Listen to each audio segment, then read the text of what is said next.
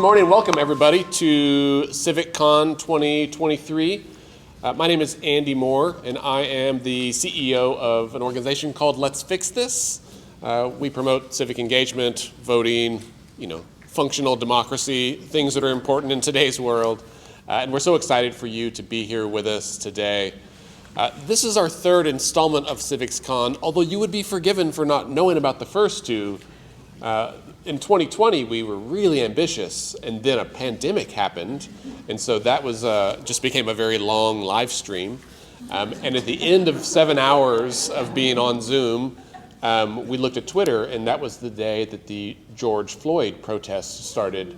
And I don't know about you, but I feel like America, the world, shifted a lot on that day. And so I've never put aside a big event so quickly of oh, this doesn't matter anymore. Let's talk about the new world and how we're going to move forward. And then we took 2021 off because, the pandemic was still raging.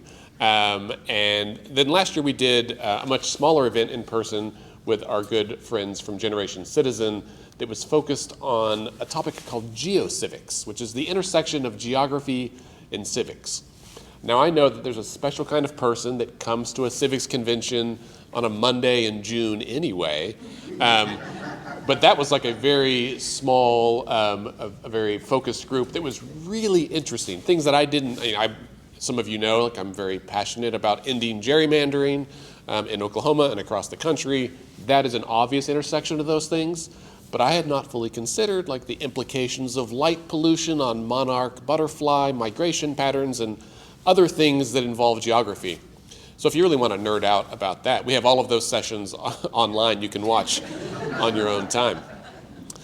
Today though, really to me, we've had 2 practice rounds, and this is our first installment of CivicsCon the way that we conceptualized about 3 years ago, and that is a gathering of academics, of advocates, of regular folks, of elected officials to come together and talk about the way that our government works, the way that it could work, and more importantly, our role in that process more broadly.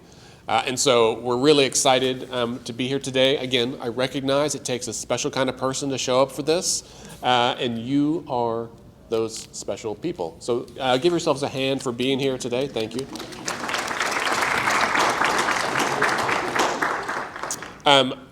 I will come back. Well, I'll do housekeeping up front, and then we'll kind of get into the program. Does that sound okay for everybody? First of all, you found where to park and where to walk, so that's the big hurdle. You're here, that's important. There's food and beverage, that's also important. The restrooms are right outside this room. You can't miss them, just go down the hallway. And then all of the breakouts today will happen here on this floor, on this half. So this room will only be breakfast and lunch both days. There's a little room right outside here, 218. Some of the sessions are in there. And then if you go down the hallway, ballroom B and A and room 202 are down the hall. And that's where all the sessions are. Now, some of you have already emailed and said, are these all at the same time? Because I want to go to all of them. And I know, I'm sorry, this is the way conferences work. You have to choose.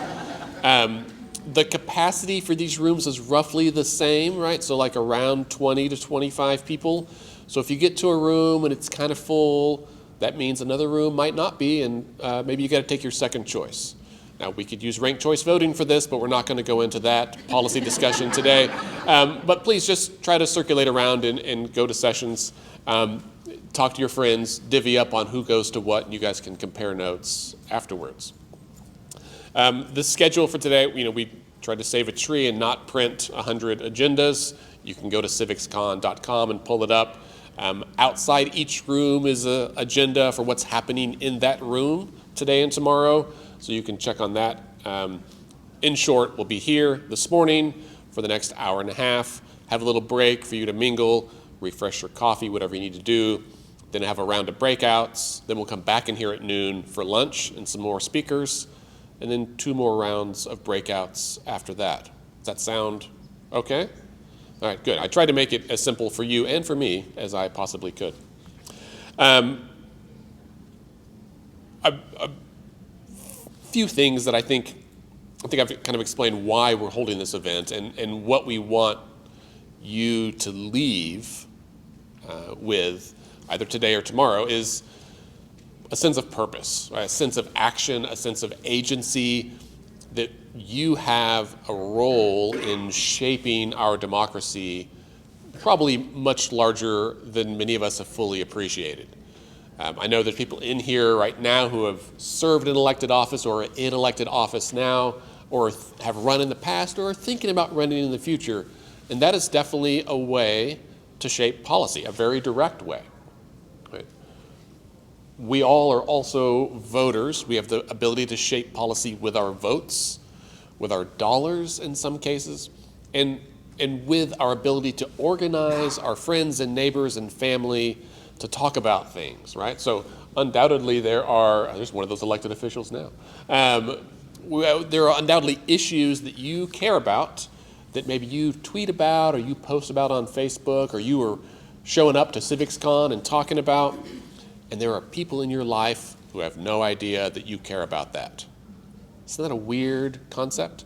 I have people I know that are deeply involved in civic organizations who will admit that like their friends don't know that this is their real hobby. Like they know that they're a mom and they have a job and they don't know about this other thing that consumes all of their thoughts.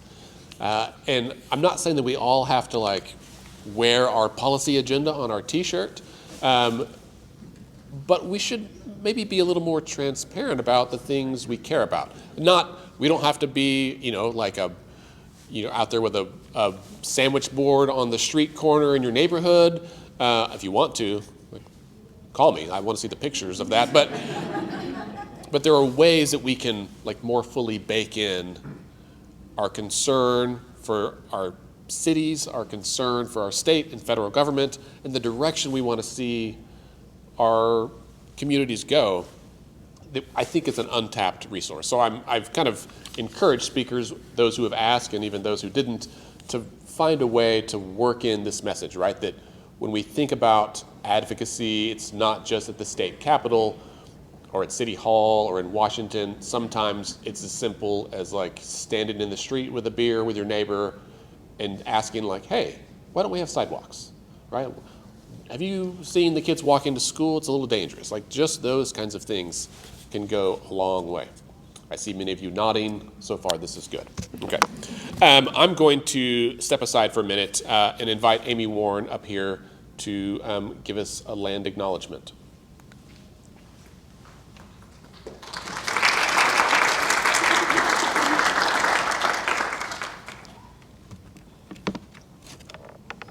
Good morning. Okay. Do you need to move that laptop? I think I'll be all right. Okay, Heshje, Estango, Amy Warne, Chiofchifgados. That is Muskogee for hello, how are you? My name is Amy Warne. I am enrolled Muskogee, Seminole, and daughter of Quetzalji, and of tribal town Arbika. Mado, thank you to Let's Fix This, Mado, Andy Moore, and to everyone who had a hand in making CivicsCon possible. The next several minutes might make you uncomfortable. That's okay. For the next few moments, I will unapologetically speak truth to power. I will use accurate terminologies. While you may feel discomfort, people of color live in a perpetual state of it through no fault of our own. As we enter into the next 2 days to focus on building a more fair, equitable, representative, and just democracy, we must remember that as we establish our spaces, the key to change is not only people power, it is acknowledging the history of the land on which we stand. Today and every day, you must acknowledge the traditional, ancestral, unceded territory of the Kiowa, Kickapoo, Osage, and Wichita land on which we learn, work, and organize today. These lands extending throughout the state were inhabited by many Native nations, including those that were forcibly relocated to what once was and now has been rightfully restored as Indian country. It is time for you to recognize the 39 sovereign Native nations, each with our own cultures, languages, traditions, and governments, inhabiting what is now known as Oklahoma, which originate from all four corners of Turtle Island, also known as North America. It is time to commit yourselves to preserving and sustaining this land now and in the future, as has been the practice of Native peoples for generations. Every day we fight against Native invisibility and erasure. We are reduced to a history book people in Oklahoma are trying to ban. The same people who refuse to be uncomfortable learning history are the same ones that celebrate genocide in land-run reenactments at local elementary schools. This same land that was promised to the Native nations saw more than 7 land runs from white settlers. 17 million acres of Native land were stolen during the land runs, leaving over 10,000 Native peoples without homes. My people were not allowed to participate in these thefts, not even to reclaim our own homes. Unfortunately, only part of this history is taught in school, and it is a skewed version that uplifts and upholds white supremacy. On July 9th, 2020, your Supreme Court affirmed, for the purposes of the Major Crimes Act, that land reserved for the Muskogee Nation since the 19th century remains Indian country. This landmark decision ruled that much of the eastern portion of the state of Oklahoma remains as Native lands. Since then, millions of taxpayer dollars has been spent to fight this decision, and yet, we as Native peoples are living in the most anti-Native times in recent history. And as we continue to show, we can be impactful and good partners. In fact, the Native nations of Oklahoma are first in the nation in the U.S. Department of Transportation's contributions to local roads. The estimated total tribal investment in Oklahoma highways improvement projects is $200 million. Since 2006, tribes have made direct payments to the state in gaming exclusivity fees and have exceeded $1.6 billion, $1.4 billion of which were earmarked for the state education fund. These contributions increase every year. In 2017, the tribes contributed $80.5 million to help grow public and higher education, including colleges and vocational training. All told, we delivered $198 million towards education that year. Regarding Native sovereignty, and as the Supreme Court so eloquently stated when restoring it, is that the far end of the Trail of Tears was a promise. They understand, as the Constitution understands, that treaties are the supreme law of the land, that treaties are binding agreements between the government and Native nations and become part of international law. Today, I challenge you to be truly committed to ongoing solidarity. Vote in solidarity.